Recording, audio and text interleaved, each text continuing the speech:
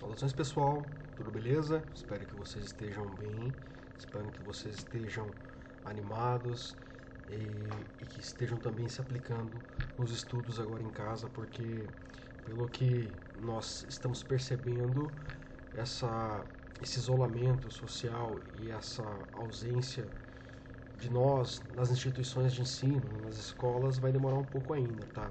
E pessoal, para este bimestre em Sociologia, nós estamos agora começando o nosso segundo bimestre, nós vamos trabalhar este tema aqui, que é Indústria, Sociedade e Propaganda, tá? Por quê? Porque nós vamos analisar alguns dos principais teóricos, né, e suas teorias, suas respectivas teorias, com relação à indústria cultural. Então, o que é este fenômeno, a indústria cultural? É isso que nós vamos analisar no decorrer deste bimestre, tá? Mas antes de qualquer coisa, pessoal, como o tema ele gira em torno do aspecto da ligação, do vínculo entre indústria, sociedade e propaganda, a primeira coisa que nós devemos compreender é que esta análise que nós vamos ter conhecimento agora neste bimestre, ela parte de uma percepção que surge depois da Revolução Industrial. Por quê? Porque existe uma sociedade antes da Revolução Industrial e uma sociedade depois da Revolução Industrial. E essa sociedade, do ponto de vista global, né, a aldeia global, todas as sociedades, elas em algum nível, em algum grau, elas vão ser impactadas pelos avanços tecnológicos, sociais, urbanos, empreendidos pela Revolução Industrial, tá? Então, só para a título de recapitulação desses conceitos que eu sei que vocês já viram na disciplina de História, eu vou aqui elencar alguns dos principais impactos da Revolução Industrial, tá? Então, por que isso é importante? Porque quando nós formos analisar o fenômeno indústria cultural, vocês sempre terão como horizonte, como pano de fundo, estes impactos. Então vai ficar muito mais fácil para vocês conseguirem compreender o que o Adorno, o Horkheimer, o Marcuse, que são os teóricos que nós vamos ver, né? O Walter Benjamin também, o que eles vão analisar e o que eles vão inferir com relação a este fenômeno, a indústria cultural, tá? Então são estes os principais impactos. O primeiro deles, a divisão e a especialização do trabalho. Então, a Revolução Industrial, ela vai fragmentar os processos e ela vai também inserir a ideia de obsolescência programada, ou seja, uma mercadoria ela é feita para durar até um determinado tempo e depois disso ela se torna obsoleta. Por quê? Porque você precisa comprar e movimentar o consumo. Isso, sobretudo depois da crise de 1929, causada por uma superprodução. Então, eles perceberam, né, aqueles capitalistas que estavam à frente das grandes corporações que estavam se formando, que se eu fizesse produtos com uma qualidade um pouco menor, eu poderia movimentar um consumo. Então eu queria uma relação de interdependência com aquele que produz, né, aquele que produz a demanda, né, aliás, a demanda e a oferta, e aquele que se adapta a esta oferta e esta demanda. No caso, o consumidor que vive no centro urbano, tá? Segundo aspecto aqui, fortalecimento de duas classes, a burguesia industrial e o proletariado fabril. Então, lembrem-se lá da teoria de Marx, que compreende que esta sociedade industrial ela é dividida em dois grupos, sendo eles o proletário, aquele que produz, e o burguês, aquele que detém os meios de produção. Tá? Então existe uma relação aqui de subserviência, por quê? Porque o proletário ele depende do salário, porque ele é um assalariado. Tá? Então aqui também um elevado crescimento econômico, o terceiro aspecto, e isso vai ser fundamental para o enriquecimento das nações. Inclusive no século XIX nós temos muitas nações sendo formadas, a Itália, a Alemanha, e ambas vão se preocupar muito com esse processo de industrialização. Por quê? Porque isso daria um destaque social. E aqui também nós temos um dos principais impactos desse crescimento econômico, que ele é disparo, que ele é diferente de sociedade para sociedade, como a base do imperialismo, né? O que seria o imperialismo? Seria a influência de alguns países sobre outros subdesenvolvidos que querem fazer esse processo de industrialização, mas que para isso mantém um vínculo com esses países mais ricos a partir de juros, a partir de distribuição de commodities, né, de matéria-prima. Então essa relação ela fica muito diferenciada quando nós vemos que países industrializados eles são mais ricos que outros, né? Concentração de renda na mão dos donos da indústrias. Então isso aqui é bem óbvio, porque aqui o burguês ele detém os meios de produção, consequentemente ele vai também ter a mais-valia, o lucro, né? O lucro que surge da exploração da mão de obra assalariada, da mão de obra do proletariado, tá? Fortalecimento político e econômico da burguesia. A burguesia ela já havia ascendido lá na Revolução Francesa, na Revolução Puritana na Inglaterra. Então, essa classe, a burguesia que veio lá do burgo, né, daqueles centros urbanos da Idade Média, ele surgiu como uma classe independente daquela sociedade estratificada, né, aquela sociedade dividida por classes. E no século XIX ele vai ser a classe, né, a burguesia será responsável pela expansão do capitalismo, né? Então, em consequência disso, nós temos esse fortalecimento político e econômico da burguesia. A formação de uma elite industrial, né, ligado aqui à ideia dessa burguesia, surgimento das linhas de montagem do Fordismo e Taylorismo, e eu lembro que eu falei para vocês disso ano passado, eu também acho que vocês viram isso em geografia e história. Então, o que consiste o Fordismo e o Taylorismo? Basicamente, o Ford ele implementou a linha de montagem, e isso fragmentou a produção. Então, agora eu tenho uma produção massificada, padronizada e com rigoroso controle de qualidade, tá? E esse controle de qualidade ele vem a partir da ideia do Taylor, né?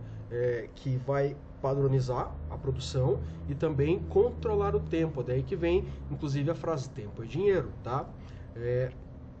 Mais impactos da Revolução Industrial. A diminuição de corporações ligadas ao artesanato, às manufaturas. Lembre-se que eu falei para vocês em algum momento lá do ano passado que existiam aquelas escolas de ofício que passavam ofício de pai para filho, ou aqueles que estavam interessados. Por quê? Porque a manufatura ela era concentrada nas mãos daqueles que produziam determinados objetos manufaturados, como sapatos, a forja, né? Você tem que fazer ferradura para cavalos, etc. Tudo isso era um ofício passado de pai para filho.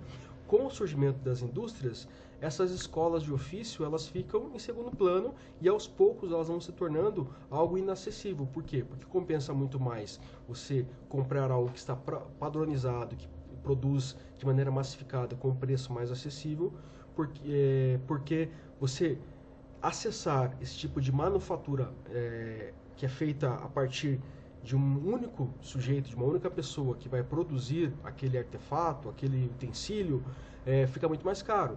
Então hoje, vamos dar um exemplo, se você quiser uma roupa personalizada com um alfaiate, você vai pagar muito mais caro do que se você fosse comprar a roupa em uma loja. Por quê? Porque a roupa em loja ela é feita em massa, é um objeto massificado, não tem nenhum tipo de característica própria. Já para um alfaiate, ele vai pegar as suas medidas, ele vai respeitar as exigências que você quer para aquela roupa, porém vai ser muito mais caro, né? Então, dentro dessa concorrência entre aquilo que é mais personalizado e aquilo que é massificado, o massificado acaba ganhando. Substituição da manufatura para a maquinofatura. Então aqui eu não vou ter mais o trabalho manual, eu vou ter também o incremento das máquinas. Então aqui nós temos a ideia da mais-valia relativa, que é eu incrementar tecnologicamente a produção para que desta forma eu possa baratear a produção e ainda mais precarizar os trabalhos, né, os trabalhos assalariados, tá? Dinamização do processo industrial. Então aqui eu vou ter várias frentes, né, vários setores da sociedade inserindo essa lógica industrial que vem lá do Ford, do Taylor, tá? Aumento do rendimento do trabalho. Então você vai ter um trabalho muito mais concentrado nos centros urbanos e, portanto, você vai ter aquela carga de horário que ela é de 12 horas diárias, então, porque você vai ter uma produção que vai escoar muito mais rápido, né? E também aqui nós temos que considerar o fato de que a Revolução Industrial, ela traz o embrião da globalização, porque daí eu vou começar a não só industrializar mercadorias para dentro de uma nação, como também eu vou exportar e importar mercadorias, né? Redução do custo de produção, tá? Por aquele motivo que eu já falei acima ali, você tem uma produção que ela não é tão exigente do ponto de vista das capacidades técnicas de quem produz, porque você vai estar inserido no projeto de linha. Você não precisa mais saber todo o processo, você tem que saber uma parte do processo, né? E, portanto, o teu trabalho, a tua prestação de serviço, ela fica muito mais barata. Aumento da concorrência. Aqui nós temos um dos principais elementos da segunda revolução industrial, que é ali final do século XIX, quando você tem essas potências mundiais competindo pela hegemonia econômica, né? Isso vai desembocar, inclusive, lá na Primeira Guerra Mundial e depois na Segunda Guerra Mundial, tá? Expansão e consolidação do sistema capitalista, que inclusive vai ser a principal motivação da polaridade política que vai ocorrer no pós-guerra, pós-Segunda Guerra Mundial, né? A ideia de que você tem o socialismo da União Soviética e o capitalismo dos Estados Unidos, que é a potência em ascensão ali no início do século XX, né? Surgimento do socialismo como uma resposta ao capitalismo, progresso científico e tecnológico, avanço dos sistemas de comunicação e transporte, ou seja, para que você pudesse escoar as mercadorias produzidas por essa indústria, você teve que criar um sistema de logística, ou seja, linhas férreas, estradas, passagens hídricas para você escoar agricultura, etc., para essas indústrias, tá? Centros industriais, né? Polos industriais, como por exemplo o SIC, né? O SIC é um polo industrial. Então tudo isso é pensado dentro do aspecto de enriquecimento dessas sociedades, tá? E por fim aqui, o desenvolvimento industrial e urbano, que é o principal impacto da Revolução Industrial. Você tem um aumento na concentração demográfica, na concentração de pessoas dentro dos espaços urbanos por conta do êxodo rural. Ou seja, as pessoas saem do campo para viver em cidade, trabalhando como proletários, como assalariados, tá? Dito isso, pessoal, você já tem um panorama geral do que é a Revolução Industrial e quais foram os impactos que este fenômeno histórico surtiu dentro do processo civilizacional, tá? E como é que entra a ideia da indústria cultural? Primeiramente, nós temos que entender que isso é empreendido por alguns pensadores, né? Sendo os principais Adorno e Horkheimer. Eles vão pensar a ideia da indústria cultural a partir da propaganda nazista, porque eles estão na Alemanha nazista, são perseguidos, muitos pedem exílio político, outros são perseguidos até execrados dos seus cargos. Então aqui eles vão analisar como a propaganda influenciou e criou uma sociedade homogênea na Alemanha. Então o totalitarismo nazista só foi possível por conta da propaganda. Não só na Alemanha, como também na União Soviética, tá? Então eles vão analisar como essa indústria inseriu o elemento propaganda com signos, valores sociais e culturais que vão criar uma teia social, né? Uma malha social com valores que são unilaterais e compartilhados por todos, né? Como que a propaganda, juntamente com a indústria, vai estabelecer uma relação de pertencimento com os indivíduos dentro destas sociedades europeias, tá? Então, os sociólogos alemães Adorno e Horkheimer escreveram o livro Dialética do Esclarecimento, cujo um dos capítulos aborda a noção da indústria cultural, em 1944. Nesse período, o mundo testemunhava a consolidação dos regimes totalitários, como o nazismo. Os próprios estudiosos precisavam se refugiar em outros países. 44 ali, quase o final da guerra, né? A guerra acaba em 45, né? Então nós temos ali o auge dos conflitos dentro da Europa em 44. Então era um momento muito crítico, inclusive. E todo esse cenário político influenciou os intelectuais a refletir como a cultura também pode ser utilizada para legitimar determinados interesses. Os autores acreditam que a indústria cultural trata as pessoas como simples consumidores, acríticos, né? Ou seja, não estabelece uma crítica, uma reflexão sobre as suas práticas de consumo, né? E os impactos do consumo e da produção exacerbada, né? Que são definidos a partir dos produtos consumidos, incluindo a produção artística. A escola de Frankfurt, ela tem dois momentos. Que no caso que a escola de Frankfurt, né, esses sociólogos e filósofos aqui, eles fazem parte da escola de Frankfurt, né? E a escola de Frankfurt aqui, né, ela traz esses teóricos pensando os impactos da indústria cultural. Porém, ainda nesse primeiro momento, não existe uma intenção de analisar os desdobramentos ambientais do capitalismo. Isso vai acontecer apenas no segundo momento, porque até mesmo neste primeiro momento não existia um vislumbre do que seria, de quais serão os impactos ambientais da indústria cultural, né, da indústria como um todo, tá? Então nós vamos pensar mais no aspecto de arte e de consumo, né? Então quais são as principais características da indústria cultural, né? O lucro é sua principal finalidade, então a arte, todos os aspectos culturais são reduzidos a uma ideia de capital cultural, ou seja, se você tem dinheiro, você tem acesso a mais arte. Isso é muito simples de ser observado. Se você tem dinheiro, você pode comprar livros, você pode ir ao cinema, você pode consumir música e etc. E tudo isso vai depender do acesso que você tem a bens de consumo relacionados à cultura, relacionados à arte, né? Então você tem também a padronização dos gostos e interesses dos consumidores, tá? A gente vai falar muito sobre isso, como a indústria cultural vai criar movimentos, modas, etc.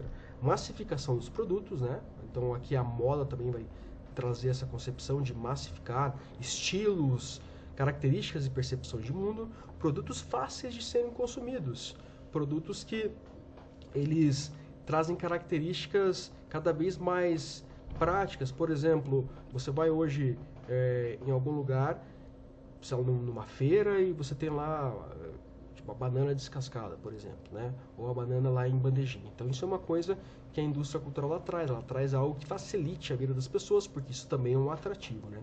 E por fim, a homogeneização dos produtos, né? Então filmes, músicas, novelas, peças, etc. são semelhantes e por isso acabam fazendo sucesso. Ou seja, você cria padrões de produção. Então você vai ter lá, vamos supor, um artista sertanejo que fez sucesso com um tipo de música. Daí vai ter lá um outro grupo que vai imitar aquela fórmula.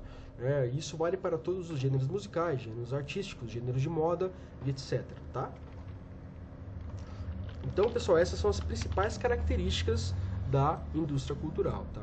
A partir disso, nós daí entramos de fato nos teóricos da Escola de Frankfurt, que serão responsáveis por fazer essas análises mais detalhadas de todos os aspectos sociais, econômicos, psicológicos, em um segundo momento ambientais e englobando aqui tudo que envolve a cultura, né?